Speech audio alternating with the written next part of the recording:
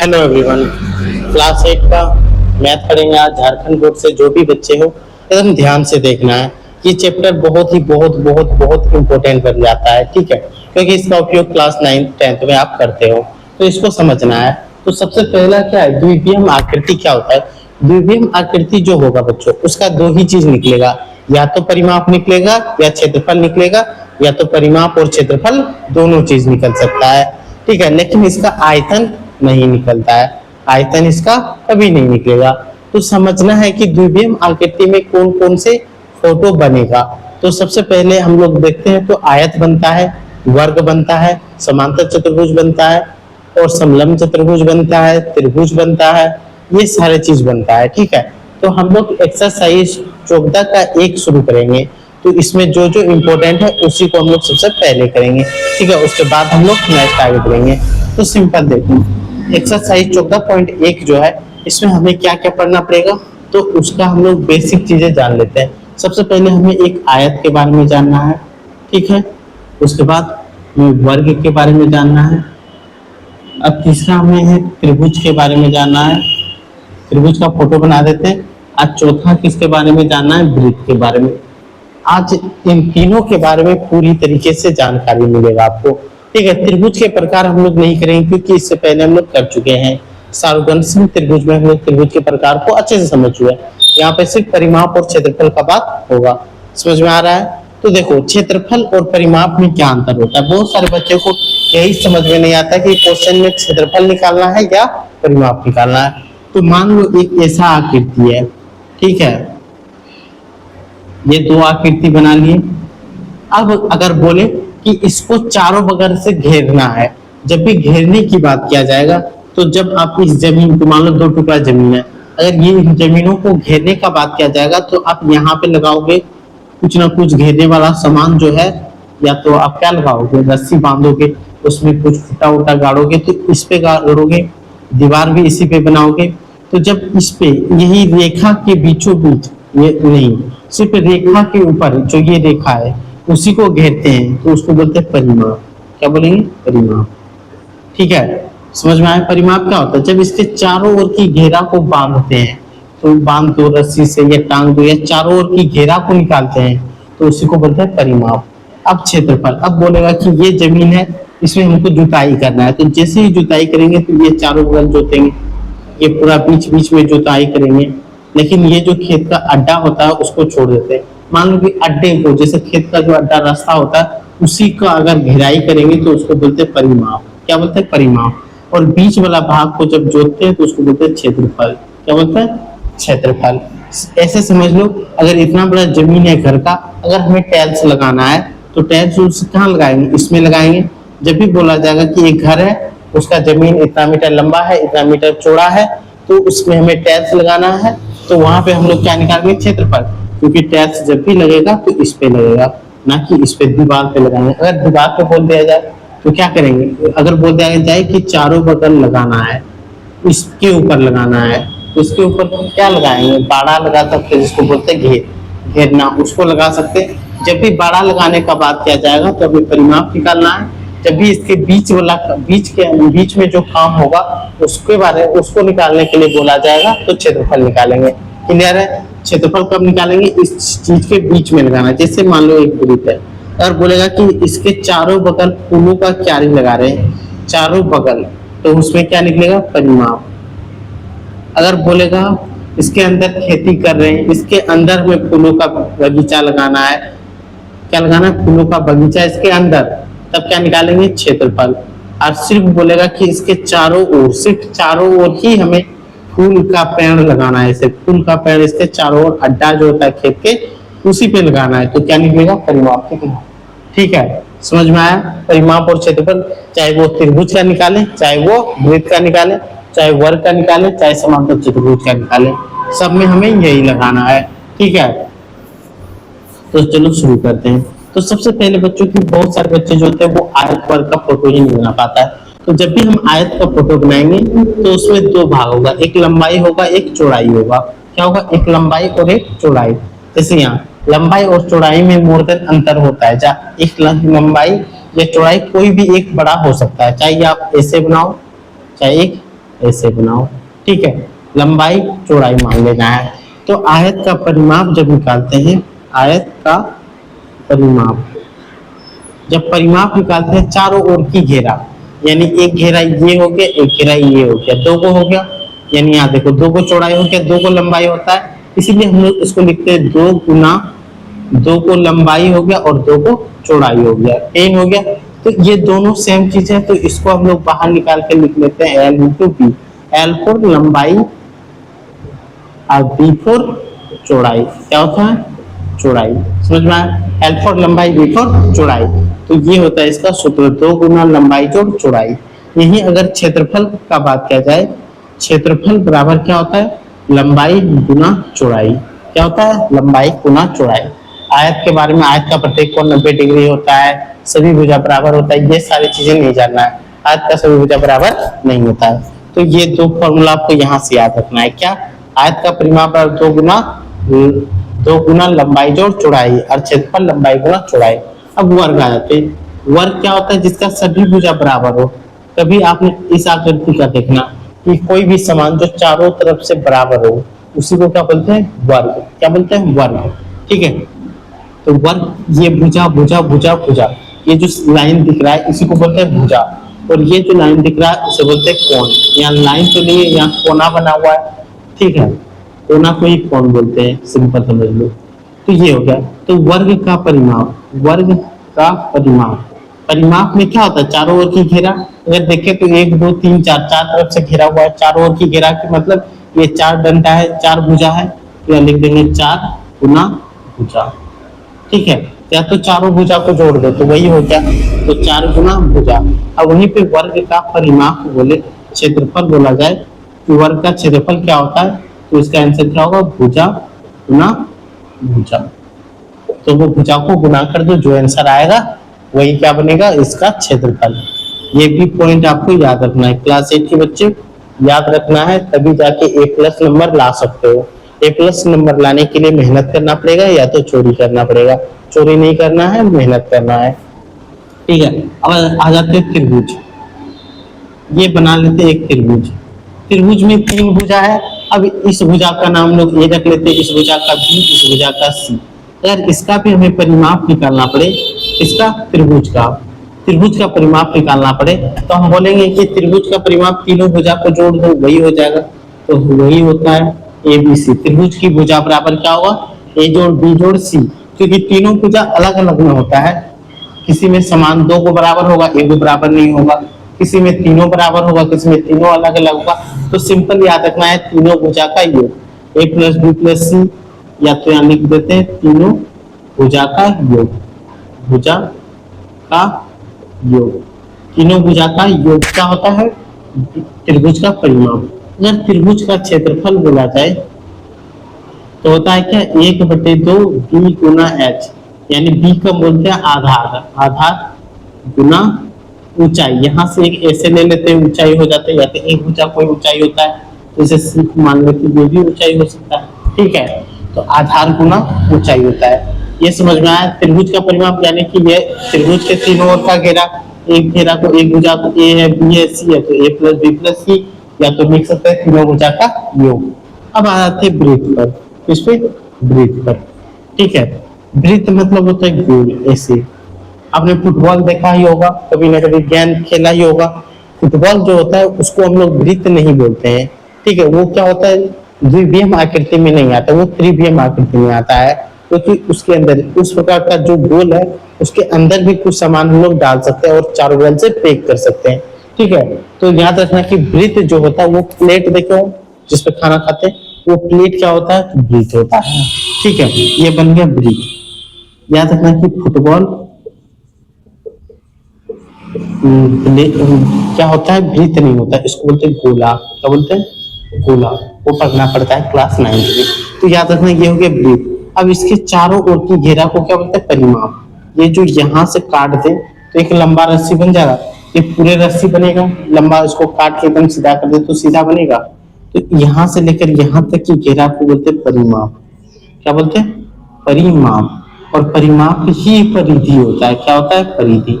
परिमाप और परिधि एक चीज होता है, ये क्या होता है चारों ओर ओर की घेरा। वृत्त के चारों ओर की घेरा को क्या बोलते हैं? परिमाप। सिंपल समझ में आया? आप देखो इसके बीच में एक बिंदु दे दे तो उसको बोलते हैं केंद्र, ठीक है। और ये सारा परिधि हो गया, यहाँ से यहाँ तक मिला दे तो इसको बोलते हैं त्रिज्या। क्या बोलता है? त्रिज्या। त्रिज्या को आर से सूचित करते हैं, आर को रेडियस, ये हो गया त्रिज्या, ठीक है। तो आर बराबर क्या होता है? व्यास का आधा। और यहाँ से यहाँ तक एक रेखा खींच दे, यहाँ से यहाँ तक केंद्र से मिलकर जाने वाली रेखा को क्या बोलते हैं? व्यास। क्या बोलेंगे? व्यास। ये वृत्त को जो है दो भागों में बांटता है, d इज इक्वल टू व्यास, जिसको बोलते हैं डायमीटर। ये क्या करता है? वृत्त को दो भाग में बांटता है, वृत्त को दो बराबर भाग में बांटता है, बराबर भाग में बांटता है, ठीक है। दो भाग में जो भी बांटेगा वो क्या बनेगा? जीवा, वृत्त बनता है, जीवा नहीं, वृत्त का व्यास बनता है। क्या बनता है? वृत्त का व्यास। तो ये आधा वृत्त में बांटते हैं। हम ऐसे भी खींच सकते हैं, ऐसे भी जीवा खींच सकते हैं, ऐसे भी जीवा खींच सकते हैं, कोई मतलब नहीं कि ऐसे ही खींचना चाहिए, नहीं ऐसे भी खींच सकते हैं। यहाँ से समझ में आया कि वृत्त की जो जीवा होता है, डी जो होता है, वो त्रिज्या से 2 गुना होता है। कितना गुना होता है? 2 गुना। अब आते हैं परिधि। वृत्त की परिधि का सूत्र क्या होता है? 2 पाई आर। क्या होता है? पाई आर। पाई जो होता है वो क्या होता है? सी बटे डी। सी बोलते हैं परिधि को, सरकमफेरेंस इंग्लिश में बुलाते हैं, यहाँ सी से लेते हैं। और डी व्यास। जो पाई होता है वो वृत्त की परिधि और व्यास के अनुपात होता है। क्या होता है? अनुपात होता है, उसी को क्या बोलते हैं? पाई। और पाई का वैल्यू याद रखना हमेशा 22/7 होगा, या तो 3.14 होता है, ये याद रहेगा। तो यहाँ से एक फॉर्मूला याद रखना, वृत्त की परिधि बराबर क्या होगा? 2 पाई आर। अगर वृत्त का क्षेत्रफल निकालना बोल दिया जाए तो क्या होगा? पाई आर स्क्वायर। यहाँ पे लिखने पे सट जाएगा ज्यादा, पाई आर स्क्वायर। वृत्त का क्षेत्रफल पाई आर स्क्वायर। ये फॉर्मूला भी आपको याद रखना है, ये फॉर्मूला भी याद रखना है। ये तो वृत्त से हमें 4 फॉर्मूला याद रखना है। क्या क्या? वृत्त की परिधि 2 पाई आर, वृत्त की त्रिज्या आर बराबर व्यास बटे 2, व्यास बराबर 2 गुना त्रिज्या, वृत्त का क्षेत्रफल पाई आर स्क्वायर। अब यहाँ से एक बार आप मेरे साथ आपको बोलना है, अगर नोट हो गया हो तो क्या बोलोगे? आयत का परिमाप बराबर 2 गुना लंबाई प्लस चौड़ाई। आयत का क्षेत्रफल बराबर लंबाई गुना चौड़ाई। वर्ग का परिमाप बराबर 4 गुना भुजा। वर्ग का क्षेत्रफल बराबर भुजा गुना भुजा। त्रिभुज का आ जाते हैं, त्रिभुज का परिमाप बराबर तीनों भुजा का योग। मेरे साथ बोलना है, त्रिभुज का परिमाप बराबर तीनों भुजा का योग। त्रिभुज का क्षेत्रफल बराबर 1/2 बी गुना एच। अब यहाँ से आते हैं वृत्त। वृत्त की परिमाप बराबर 2 पाई आर। इसको अंग्रेजी में क्या, इसको बोलते हैं पाई, ठीक है। पाई। जैसे हमारा गिनती क्या होता है? 1 2 3 4 ऐसे गिनते हैं, तो कहीं एक और देश जहाँ पे ऐसे गिनता है, alpha, beta, gamma, pi, epsilon, not, ऐसे एक गिनती का प्रकार से वहीं से लिया गया है, ठीक है। तो वहां से लिया गया मैथमेटिक्स में, इस संकेत को बोलते हैं पाई। ये याद रख लेना है, सिंपल। ये पाई हो गया, ठीक है। तो परिमाप बराबर क्या होता है? परिधि। परिमाप और परिधि दोनों एक ही चीज है। और वृत्त की परिधि का सूत्र क्या होता है? 2 पाई आर। क्या होता है? 2 पाई आर। अब देखो त्रिज्या बराबर क्या होता है? डी बटे 2, यानी कि व्यास बटे 2। और डी बराबर क्या होता है? 2 गुना त्रिज्या। और वृत्त का क्षेत्रफल क्या होता है? पाई आर स्क्वायर। क्या होता है? पाई आर स्क्वायर। तो इसको याद रखना है, इसको एक बार नोट करें। तब तक हम लोग क्वेश्चन को एक बार लिख लेते हैं, ठीक है। इसको नोट हो गया होगा, ठीक है, नहीं तो एक बार आप स्क्रीनशॉट लेके रख सकते हो। क्वेश्चन नंबर 1 में देखो, ये है, इसी आकृति का हमें परिमाप निकालना है। इस चैप्टर में जो लड़कियां होती थी वो एकदम अच्छे से कैलकुलेट करके फोटो बनाता था, सजा उजा के उसका नोट जो बनाती थी वो बहुत अच्छा सुंदर से बनाता था। वही लड़का जैसे मन तैसे बना देता है, ठीक है। तो चलो हम लोग शुरू करते हैं। सिंपल यही फोटो है, अभी आपको सारी चीज समझाते हैं। तो 1 नंबर से शुरू करते हैं। ये हो गया 1 नंबर, यहाँ लिख देते हैं। यहाँ पे आपको क्या दिख रहा है? एक त्रिभुज दिख रहा है, एक छोटा सा आधा सा वृत्त दिख रहा है। सिंपल है। तो पहला आकृति का अगर परिमाप निकालें तो इसका पहले बना रहे हैं, तो यहाँ पे लिख दें कि परिमाप बराबर, ये तो त्रिभुज है, तो त्रिभुज का परिमाप प्लस ये आधा जो वृत्त है उस अर्धवृत्त का परिमाप, अर्धवृत्त का परिमाप 3 होगा, ठीक है। त्रिभुज का परिमाप देखो यहाँ 2.8 ये पूरा दिया हुआ है, ठीक है। तो यहाँ से r क्या हो जाएगा, यहाँ पे तो 2.8 जो दिया है वो d हो जाएगा, व्यास व्यास बराबर 2.8 सेंटीमीटर, इसलिए r बराबर क्या हो जाएगा, इसका आधा यानी दो से इसको भाग देते तो 1.4 सेंटीमीटर होगा, यानी ये निकल गया। त्रिभुज का परिमाप क्या था, तीनों भुजा का योग। तो सिंपल हम लोग क्या लिख सकते हैं, इसका सूत्र तीनों भुजा का योग। अर्धवृत्त का परिमाप क्या होगा बताओ, पूरा वृत्त का परिमाप तो 2 पाई r होता है, आधा वृत्त में पूरा वृत्त को आधा 2 से भाग देंगे, आधा हो जाएगा 2 से, ये 2 कट गया। तीनों भुजा का योग क्या हो जाएगा, 2 जोड़ 2 जोड़ 2.8 प्लस यहाँ पे प्लस में होगा, ये इसका क्षेत्रफल है, ये इसका। अब पाई का मान हमें पता है 22/7 और यहाँ r का वैल्यू 1.4 है तो 1.4, इसको कटा देंगे, 2 से बार में कट जाएगा 0.2 बार में। अब 2 दूना 4, 2 और 2 4, 2 6 यानी 6.8 प्लस, अब यहाँ से इसको गुना कर दो, 22 दूना 44 यानी 4.4 ये होगा। जब इसको जोड़ेंगे तो 8 4 12 का 2 हाथ में कितना बचेगा 1, 6 4 10 और 1 11, एक अंक के बाद दशमलव तो यहाँ 11, यहाँ सब में सेंटीमीटर है तो सेंटीमीटर स्क्वायर लगा देंगे। ठीक है, या तो सेंटीमीटर में परिमाप तो हमेशा सेंटीमीटर में ही आएगा, या तो कोई दिक्कत समझने में, ये पूरा समझ में आया 1 नंबर। अब आते हैं 2 नंबर, आकृति 2 का यहाँ पे बनाते हैं। ठीक है, यहाँ पे आंसर फोटो तो दिख रहा है, ये हमें फोटो में दिख रहा है कि एक तो ये और ये भी साथ, ये भी साथ, यानी कि ये जो दिया हुआ है ये तो एक वर्ग है, लेकिन ये जो दिख रहा है हमें कि ये तो वृत्त का एक टुकड़ा है, 4 टुकड़ा में से एक टुकड़ा है कि नहीं, तो कोई बात नहीं। तो यहाँ पे लिखेंगे आकृति 2 का परिमाप बराबर, एक तो वर्ग दिख रहा है तो यहाँ लिख दो वर्ग का परिमाप जोड़ ये एक टुकड़ा का है कि नहीं, तो वृत्त का एक टुकड़ा को बोलते हैं चतुर्थांश। क्या बोलते हैं, चतुर्थांश, मतलब पूरा हो गया चौथा हिस्सा है इसलिए चतुर्थांश। यानी कि यहाँ पे लिख सकते हैं वृत्त की परिधि का चौथा हिस्सा है तो इसको परिधि को 4 से भाग दे देंगे, होगा। तो वर्ग का परिमाप का सूत्र हमें पता है कि भुजा गुना भुजा होता है, यानी भुजा स्क्वायर होता है, भुजा गुना भुजा होता है कि 4 गुना भुजा होता है, बताओ कमेंट बॉक्स में, 4 गुना भुजा। अब वृत्त की परिधि क्या होता है 2 पाई r, और यहाँ 4 से इसको बाहर दे दूं।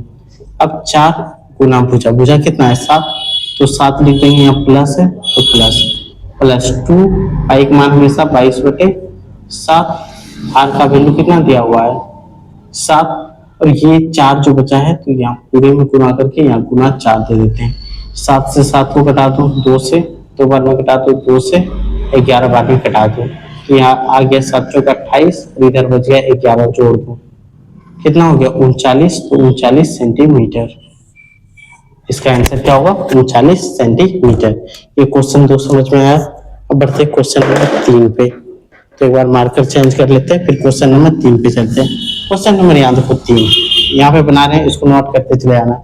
यहाँ पे देखो एक आधा वृत्त और एक आधा वृत्त आधे आते हैं ना, ये पूरा यहाँ से यहाँ तक दिया है, तो ये तो व्यास होगा, इसका भी व्यास सेम है, यानी कि d बराबर 14 सेंटीमीटर दिया हुआ है, ये इसका बना रहे हैं, चिन्ह दे देते हैं, इसीलिए r बराबर क्या हो जाएगा 14/2, जैसे ही कटाएंगे तो 7 सेंटीमीटर, तो इसका आंसर क्या होगा 7। आंसर नहीं, ये इसका त्रिज्या 7 सेंटीमीटर हो गया। अब आते हैं क्वेश्चन नंबर 3 का, हमें परिमाप निकालना है। परिमाप बराबर क्या होगा, यहाँ देखो एक अर्धवृत्त 2 अर्धवृत्त, यानी कि 2 गुना अर्धवृत्त का परिमाप, अर्धवृत्त का परिमाप, या तो आप सिंपल लिख सकते हैं कि 2 अर्धवृत्त का परिमाप। तो यहाँ 2 गुना अर्धवृत्त का परिमाप क्या होता है 2 पाई r बटे 2, 2 से 2 कटा दो, बचा क्या 2 पाई r, यहाँ बिठा दो 2 गुना पाई का मान 22/7, और r का मान कितना है, देखो r का मान 7 है, 7 से 7 कटा दो, 22 गुना 44, तो ये इसका आंसर क्या हो जाएगा 44 सेंटीमीटर। कोई दिक्कत। अब हमें इसका परिमाप निकालना है। यहाँ आकृति देखो आधा लगता है कोई खा गया है, लग रहा है कि नहीं, ये पूरा मिला देते तो पूरा क्षेत्रफल। तो क्वेश्चन हमें यहाँ पे देखो ये पूरा तो थोड़ा सा चांद से दिख रहा है, यानी आधा वृत्त दिख रहा है, तो यहाँ से अगर हम लोग निकालेंगे तो ये पूरा d का वैल्यू दिया है 2.8 सेंटीमीटर, इसीलिए r बराबर इसका क्या हो जाएगा 2.8/2, कटा दो तो 1.4 सेंटीमीटर बाद में कटेगा। आर का तो वैल्यू आ गया। अब यहाँ पे देखो क्वेश्चन नंबर 4 बना रहे हैं, तो देखो सिंपल इसका परिमाप बराबर क्या होगा, परिमाप एक बार देख लें पूरा आ रहा है या नहीं आ रहा। तो पूरा तो यहाँ तक तो आ रहा है। तो देखो परिमाप बराबर क्या लिख सकते हैं कि ये यहाँ तक रहता तो एक क्या बनता है, वो आयत बनता है। तो यहाँ पे लिख सकते हैं कि आयत का परिमाप में अगर ये आधा को घटा देते तो हो जाता माइनस क्या होगा, अर्धवृत्त का परिमाप, अर्धवृत्त का परिमाप। सब में तो जोड़ते थे, इसमें घटाना पड़ा है कि आधा यहाँ से खाया हुआ लग रहा है, तो हमारे पास क्षेत्रफल तो इतने ही बचा है ना, तो इसी का परिमाप नहीं निकालेंगे। बताओ ये आधा भाग का परिमाप नहीं निकलेगा। इससे भी आसान तरीका देखो क्या है, क्या लिख सकते हैं, हमें परिमाप मतलब चारों ओर की घेरा निकालना है। ये यहाँ से हो गया और ये और ये और ये यही है। तो हम लोग परिमाप से क्या लिख सकते हैं कि आयत का तो ये भुजा नहीं है, तो यहाँ लिख सकते हैं आयत का परिमाप में माइनस क्या कर देंगे, ये भुजा, इसको क्या बोलेंगे, लंबाई। ये मान लेते हैं, यहाँ पे देखो अगर ये इसको हम लोग L बराबर 1.5 मान ले, B बराबर 2.8 मान ले, तो ये 2.8 तो नहीं होगा, माइनस 2.8 सेंटीमीटर। अब प्लस क्या होगा, अर्धवृत्त का परिमाप, अर्धवृत्त का परिमाप। ऐसे भी तो हम लोग कर सकते हैं, एकदम आसान भी समझना है। ये वाली तो है ही नहीं आयत में, तो उसको हटा दिए, यानी घटा दी पूरा परिमाप में से उसको घटा दिए। तो आयत का परिमाप बराबर क्या लिख सकते हैं, चारों भुजा का योग। पहले तो हमें सिंपल समझना है, यहाँ पे क्या लिख सकते हैं, 2 गुना लंबाई जोड़ चौड़ाई माइनस 2.8 प्लस अर्धवृत्त का क्षेत्रफल क्या होता होगा 2 पाई आर बटे 2, 2 से 2 घटा दो पाई आर। यहाँ से देखो 2 गुना लंबाई कितना है, देखो 1.5 प्लस 2.8 माइनस 2.8 प्लस पाई का मान 22/7, आर का वैल्यू 1.4। यहाँ से घटा देंगे 2 बार में, तो यहाँ से देखो 8 और 5 को जोड़ो, 8 5 13 और 2 1 3, तो यहाँ सिंपल गुना करेंगे, इसको जोड़ेंगे तो 8 5 13 का 3, 2 1 3 और 1 4 43 हो जाएगा, माइनस 28 2.8, यहाँ से हो गया प्लस 22 2 44 4.44। देखो इसको गुना करेंगे क्या होगा 8.6 माइनस 2.8 प्लस 4.4, यही हो गया।